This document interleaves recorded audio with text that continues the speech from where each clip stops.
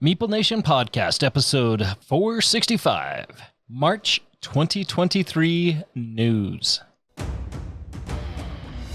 Welcome, citizens of Meeple Nation. For the next 30 minutes, sit back and enjoy. Meeple Nation is brought to you by Game Toppers LLC. What I really appreciate about Game Toppers is that even if you don't have the actual topper itself, you can get the mats, you can get some of the accessories, and you will be perfectly happy with your purchase. We always talk about how it elevates just a regular table having the mat, but if you get the game topper itself, it just makes it that much better. They are such a great company. Go ahead, go check them out. You will not regret it a minute. Take your gaming to the nth level. Game Toppers LLC.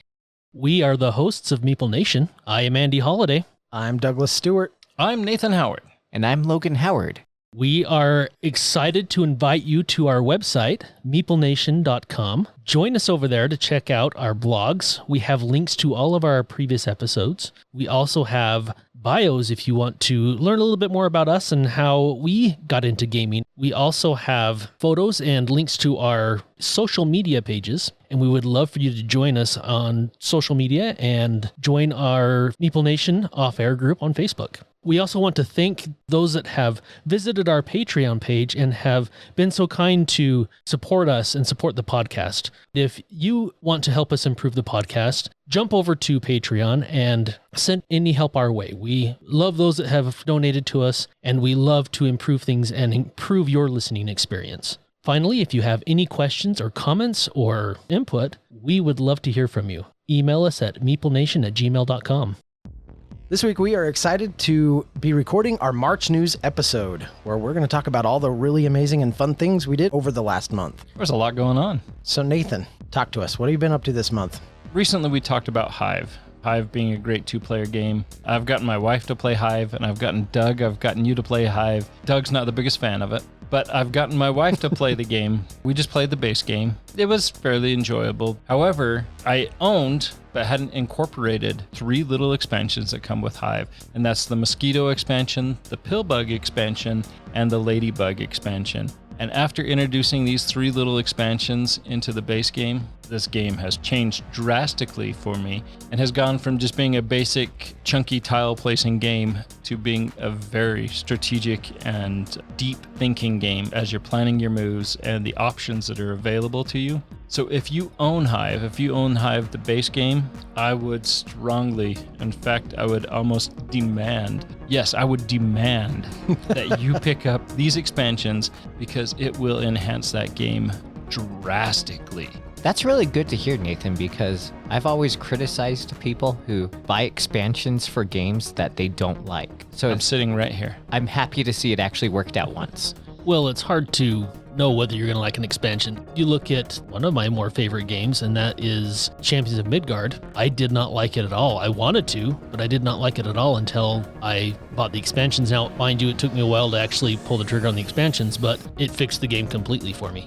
And we've talked about that before, where some of these expansions have made the game. And you've used that example for sure in the past. And I think for me, I haven't ever played a game that an expansion has enhanced the game more than these 3. So let me ask you this. The way I felt with Champions of Midgard was that it was content that should have been in the game to begin with. It almost felt like it was left out on purpose to have expansions. Do you feel that way with these expansions? I don't have the timetable of the release date on them right off the top of my head, but yeah, I totally think that these were planned out. I don't know if it would have overwhelmed new players. I don't think so, because it made a basic game a very strategic game, in my opinion. I think they were purposely left out to add for expansions. You mentioned that I didn't like this game, but I want to correct you. I actually do like this game quite a bit. I had a really hard time grokking how to play it the first time, mostly because we were just playing it on BGA. And I was in the process of learning, I think, like 4 new games that you had introduced me to.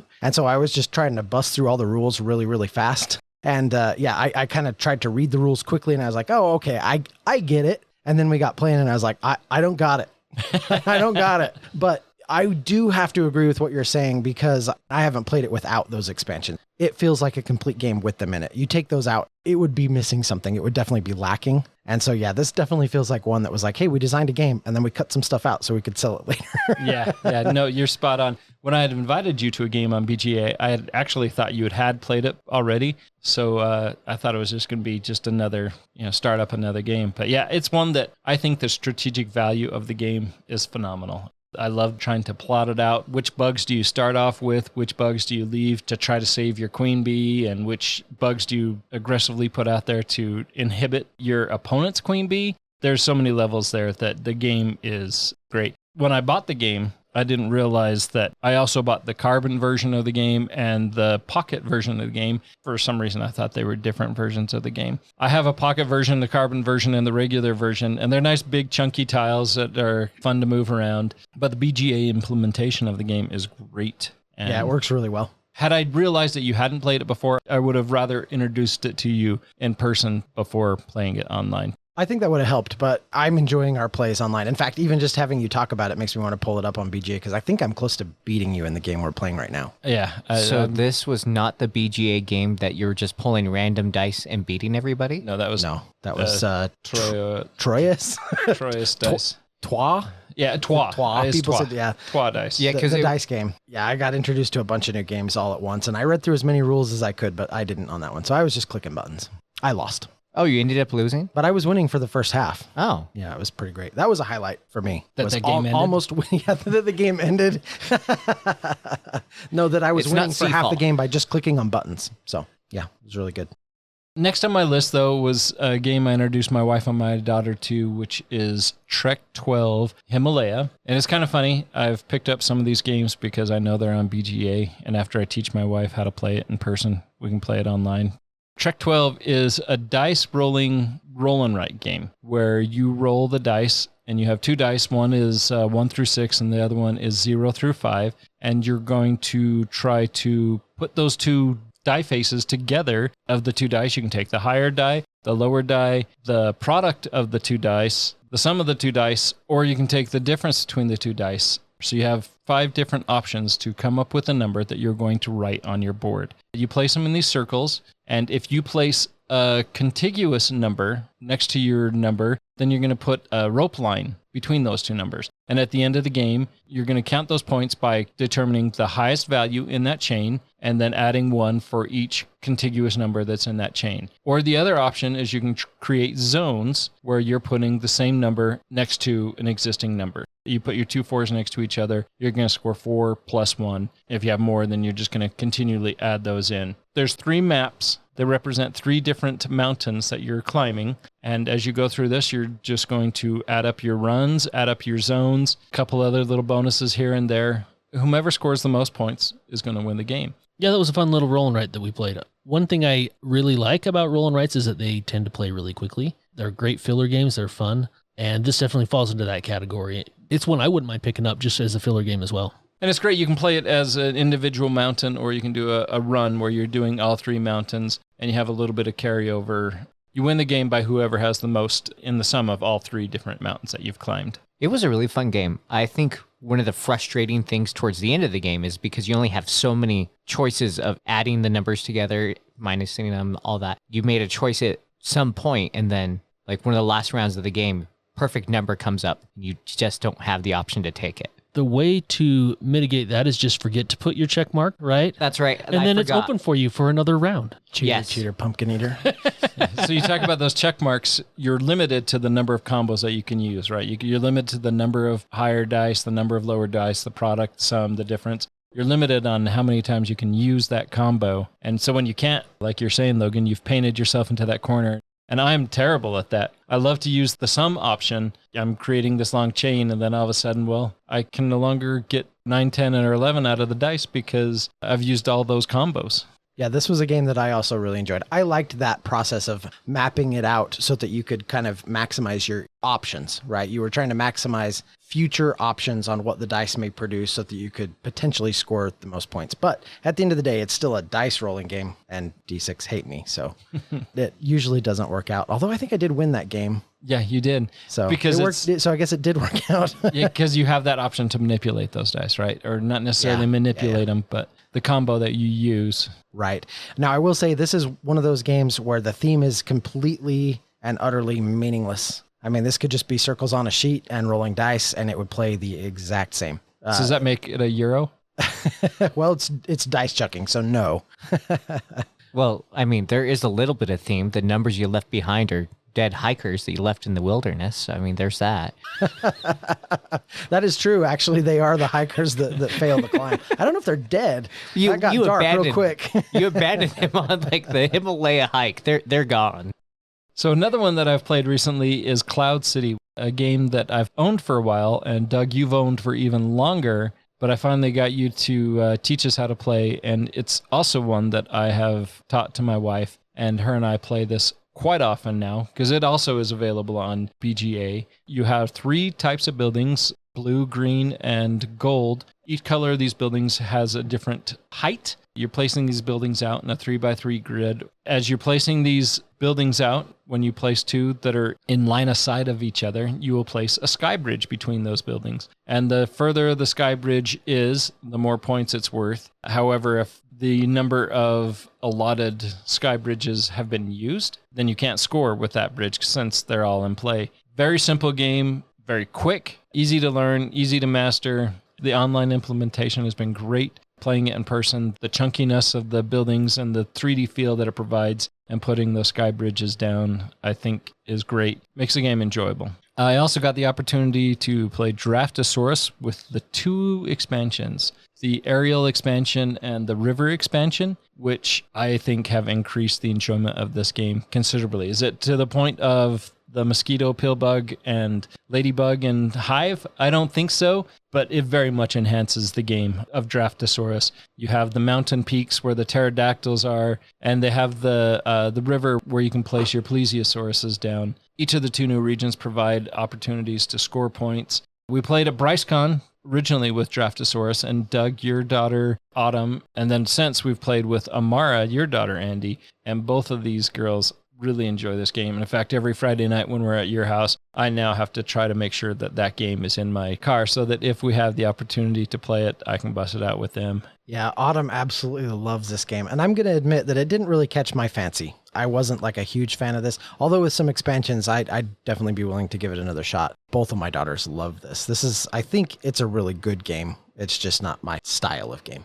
We also got the chance to play Cryo, which is a game that's been on my shelf of shame for a while. And Cryo is a game where your ship has crashed. The cryopods of your crew are scattered throughout in the wreckage of the ship. You need to recover those cryo chambers and get them to the underground chambers that you've discovered where life can prosper. Because as soon as the sun goes down, everything on the planet's surface is going to freeze. This is a 2 to 4 player game that is an interesting worker placement game in the fact that each player has 3 drones and they're flying these drones out to one of the 5 different locations that they can either draw cards to build out your control panel, or you can add cards that represent vehicles, upgrades, or missions. You can score points from all 3 of those, but mostly you can score points from missions at the end of the game. Upgrades will allow you to enhance your actions that you have, and vehicles are what you will put your crew members on to transport them to the underground chamber. And getting your people there is going to be the biggest avenue for scoring points. Fairly simple. We've played it several times now. What did you guys think of that game? I really liked it. I liked the different options you have with the worker placement aspect. You're building up your control panel. When you bring your drones back, you get to activate those abilities. You get to choose and kind of customize how that's going to work and what the costs are. I really liked the different ways to get resources, that you could leave people out there on the surface of the planet to just get resources. And more often than not, they get left there when the sun goes down. So they don't make it into the caves usually, but there is an option. You can pull those cryopods off the planet and transport them if you want. But one thing I thought was really cool, on your turn, when you choose to pull your drones back, you have to resolve a tile that's at one of the locations where your drone is. And that could give you a resource, but it could also be a sabotage token and destroy one of the locations where your cryopods are. And those are destroyed, air quotes, Nathan's air quotes, permanently, right? There are ways to get them back, but they're permanently destroyed and removed from the game board. I definitely felt that sense of urgency to get my people out of those first few locations before those tiles started coming out and those began to get sabotaged and destroyed. Unless you're playing the spider vehicle, that would allow you to bring one of them back that was destroyed, and it was called the rescue ability. I think they did such a great job with this, and it was really fun. It was very enjoyable. Yeah, I also really like this one. Everything that Andy just said, I'd echo. I think that the worker placement spots were really interesting. There is that kind of fun sense of urgency. You really do need to get your cryopods back into those caves. Not only the sense of urgency from the sabotage tokens, but just the fact that the sun's going to set and your time's going to run out. But also you have to use your drones to build an engine, right? Like you have to actually build that engine out on your tableau. And then you're trying to set everything up so that when you pull them all back, it triggers a bunch of stuff. And then of course, multi-use cards are awesome for me. I love multi-use cards. And the way they use them in this game is really great. The way they slot up top as like an upgrade or down below as a ship, or you can scrap them, or you can use them as endgame scoring. I liked all of that. Yeah, Cryo was a big hit for me. I liked it a lot.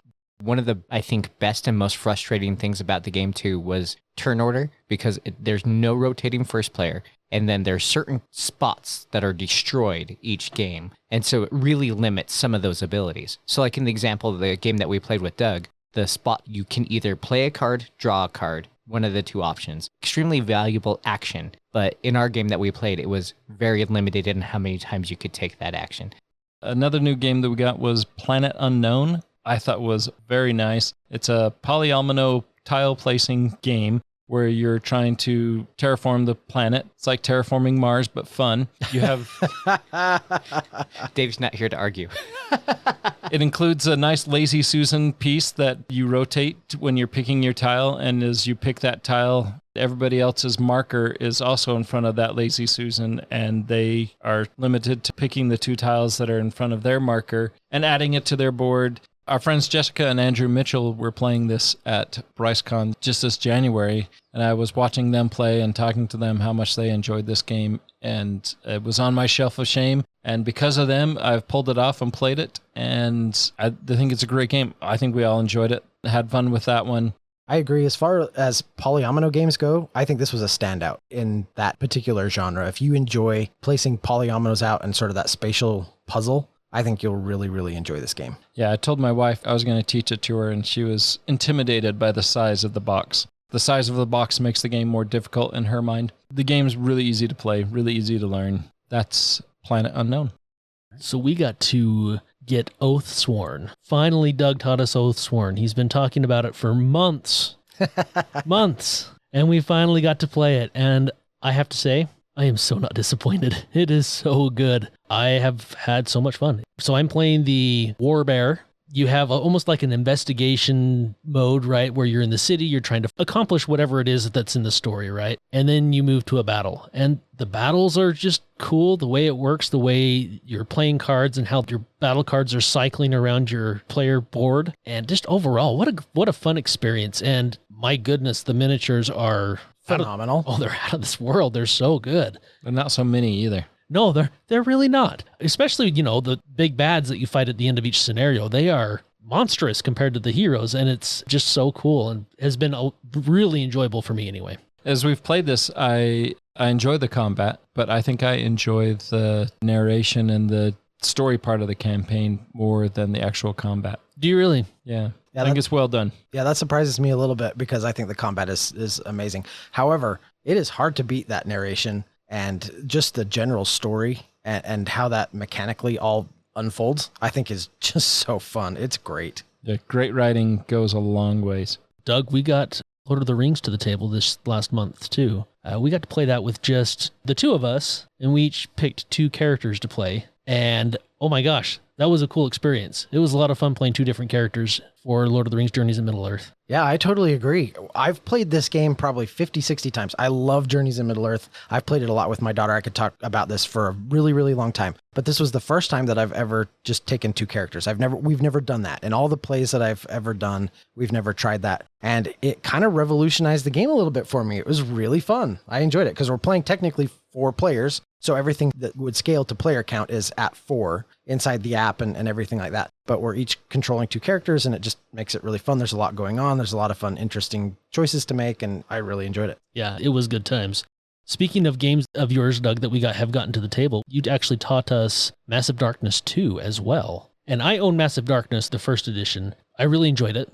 So you taught us Massive Darkness 2, and I thought it was interesting. It was not my favorite dungeon crawl, but I still had fun with it. We played it with 4 players, and it almost felt like we needed more monsters on the board. We kind of walked through that scenario, but maybe we had it on easy mode. We must have. Either that or we're just amazing. I think it was the introductory scenario, so and maybe just learning those basics. I'm hoping that the next play that we go through, which I am looking forward to playing it again, I'm hoping the next one has more challenge to it. Yeah, I would have to agree with that. Logan, Doug, and I, we got Skyrim to the table, and we finished the first campaign. It was so good. Oh my gosh, the implementation of Skyrim. I'm so impressed. I'm so impressed with how well they implemented a video game that is hugely popular. It is my favorite video game of all time. I thought they did such a great job with the implementation of it. There are a few things that I wish they would have done, but overall, it was a great experience and so well done. I always get nervous with these IPs that they turn into one direction or the other. Me too. And I get worried that they're just going to slap a face on it. Because I'm looking through some of the new games that are coming out this month, and they've done that a few times. Always makes me so nervous. Skyrim was amazing. So happy to get campaign 1 done. So ready for the next chapter. Me too. And, you know, we finished that first chapter and we were wondering if we were going to start over, right? It turns out we're not going to start over. We're just a lot older now. They weaken your characters a little bit, but you're playing the same character that you played in the first campaign. So yeah, that might need to be prefaced with a little bit of a spoiler warning, but yeah, it's so cool, right? Like we were just like, okay, well, what are they going to do with this next campaign? And then they're like, well, 25 years later, you're about to find out. And we were like, what? This is going to be so cool. yeah, I'm excited. I'm excited to play the second campaign. If I did have one criticism, it would only be that I felt like toward the end of that last mission in the first campaign, I don't know that any of us really had room to grow. Like we were kind of maxed out. And so just for that last little stretch, right, it kind of felt like we were going through the motions of finishing the game, which was still good. The story was good. I wanted to find out how it ended. It actually gave us some interesting choices. So it was really fun and enjoyable, but our characters did kind of plateau. And that was the only thing that I had just a little bit of criticism on. Other than that, it was wonderful. I think that's the first chapter because we looked into the rules and there's more gear that would be available in the other chapters. And they're much more challenging to get, but there's something else to go for. Beyond that, I think you can mitigate that by doing fewer side quests. You're gaining loot and you're gaining experience and everything else by the side quests. You could go through the story fairly quickly and probably not have that issue. But it's Skyrim. You've got to do side quests, right? I mean, you get lost playing the game. Isn't that how it works? Exactly. Who wants to do the main quest line? Who's Alduin again? The side quests are so much better.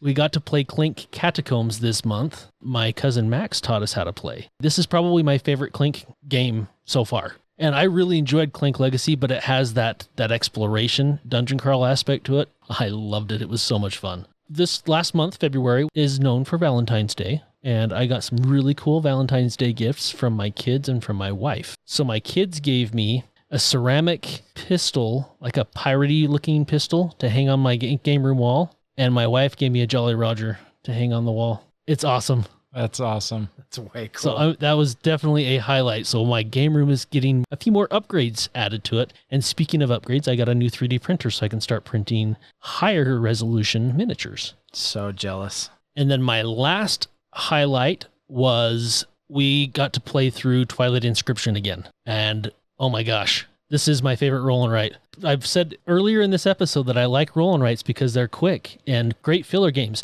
This does not fall into that category of a quick filler game, but yet it is probably my favorite roll and write. What a wonderful game and what a great implementation of the Twilight Imperium universe. You definitely get that feel of an epic Twilight Imperium game.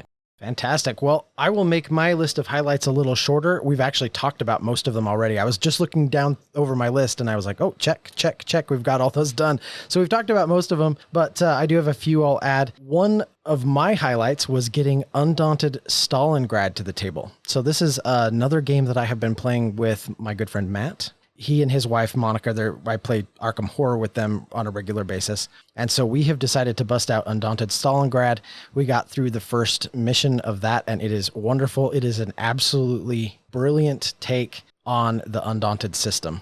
And it introduces a campaign for 2 players. So you're not just playing the one-off missions, but you're actually playing a campaign where the tiles change, your cards change, you lose guys, your guys upgrade, or they get worse if they die, and you have to replace them with lesser men. It's just this really beautiful version of Undaunted, and I thoroughly enjoyed the play that I had of that. The day that we played Undaunted, we also sat down and he and his wife taught me how to play Super Skill Pinball, which is not one I have played. That is also a really, really fun roll and write style game. You roll dice and you move your pinball around on the board and score as many points as you can and try to create incredible combos. And we have not played this as a group, I don't think, and I need to teach you guys how to play this because we talk about our love for roll and writes increasing, and I think this is one you will all really, really like. It feels like you're playing one of those old school pinball games, only at the table with dice and a pen. It just plays really, really good. That sounds really cool. Yeah, I'd be really interested for that. I think my only highlight outside of that is that the 3 of us, excluding Nathan, all got our copies of The City the same day. It made me feel very special. That's true. It was so nice to get a copy of The City finally. Yeah. And not just any copy. They were all the sort of Kickstarter versions that came with the expansions and extra content.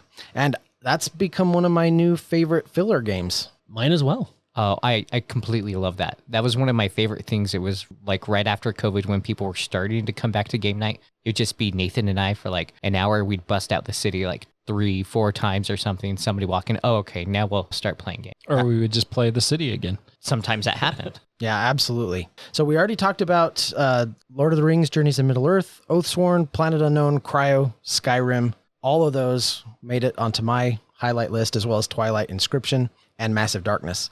I did get to play Splendor Duel with my wife, Lydia. So this was the first time that I have played that. What an absolutely brilliant implementation of the Splendor system. I was not super enamored with Splendor. It is not one of my favorite games. I know a lot of people like it. It's one of those evergreen titles, but this one really shines in this sort of Splendor lineup. And it is a 2-player only game, but it works really good. My wife and I both really loved it. And if you like Splendor, I think you will absolutely love Splendor Duel. Fantastic. Yeah, this is one I'm looking forward to as well. I really do enjoy Splendor, and my wife and I have been playing that quite a bit lately because we've been playing Splendor 2-player, but I'm excited that the Splendor Duel, which is a 2-player game, plays quite a bit different than Splendor. It's still the same theme, but the gameplay is different. Oh, for sure. The DNA is very much there. You can tell it's a Splendor game for sure, but the way that they have done it and the way they've changed how the game plays and implemented it for 2 players works incredibly well. It's very fun.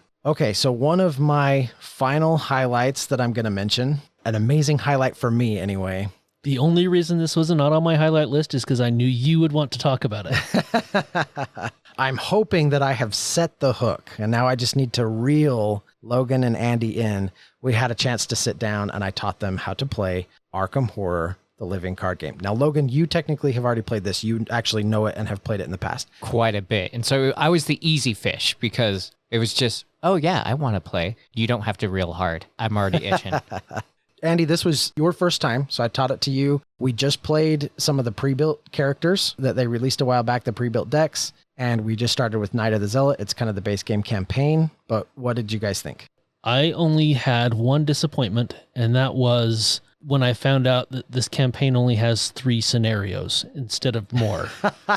Exactly, right? Because you look at the cards you want to upgrade into and you start looking at all the experience you want to gain and you're like, no, we need to play more so I can get more experience and upgrade all these cards. That is exactly right. What a cool game. I can see why this is your favorite game. It was really fun. The cooperation you have to progress the game, right? Every character has their own strengths and weaknesses. Yeah, it was great. I was very impressed with the number of cards and different options you could have to customize your hero. I was blown away. It was really cool. I mean, that was the only reason why we wanted to do a shorter campaign, was that to dip your toes into like what cards were available combos, then let you free and build your own deck. Well, First one's free. My toes are officially dipped and the water is warm. Nice. Okay. Well, I can't wait. I love to have more people to play Arkham Horror with, so that's good news for me. And then just to kind of put a little Elder God exclamation point on my highlights for the month, I also got Cthulhu Death May Die to the table the other night, and that one hits every time as well. I love that game. Azeroth would be proud. As would Yog Sothoth and Their names are weird. I can only remember a couple of them. Whatever. Yeah. Whatever they are, I can't pronounce them. According to Lovecraft, if we could pronounce them, we would go insane. We know how to pronounce them correctly. So unless anybody has anything else to add, those are our highlights for the last month. I was actually going to say my only big highlight is that this is like one of my first months like back off of the night schedule that I've been able to consistently come to game night. It has been awesome. So many more games being played. Not only that, consistently come to the podcast and record with us, Logan. I know. It is. It's been awful. It's been awesome to have you back. We had to dust off your chair and everything. I know. Gotta get those cushions worked back in. Not only that, you're half the man you were from last year. So Oh yeah, there's that too. it's been awesome. Yeah, for those who may not know, Logan has been taking very good care of himself. He's lost a lot of weight. He's rather handsome, if I do say so myself. Now, that's kind of weird coming from another dude, but you're looking good, Logan. And on that note, until next time. We'll see you getting all those new games to the table at the table.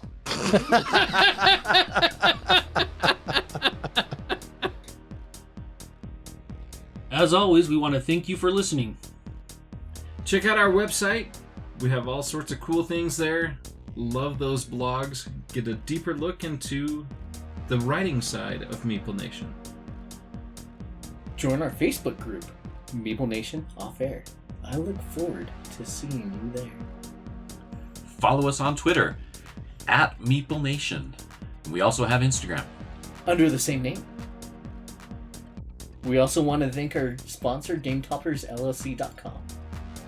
We love their product, and they have so much goodness out there. And we also want to thank Brain Detergent for our music. March. Meeple Nation. March Pirates. Well, there is a couple of pirate games on here on the list, but I didn't know that was just it.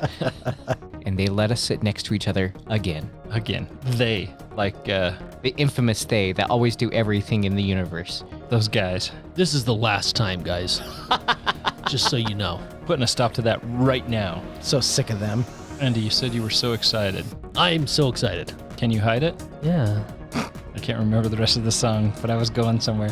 You just I can't know, hide. Is that where you're going? That's where I was I'm headed. so excited. I can hide it just fine. Actually, yeah, I believe you can hide that excitement. Nice job, Andy. That song is not for you. And I when I entered and you're going to So we got to play Clank Legacy. Clank Catacombs. Clank Catacombs. We got to play Clank Catacombs. I feel like Nathan. We got to play Clank Cat. Blah!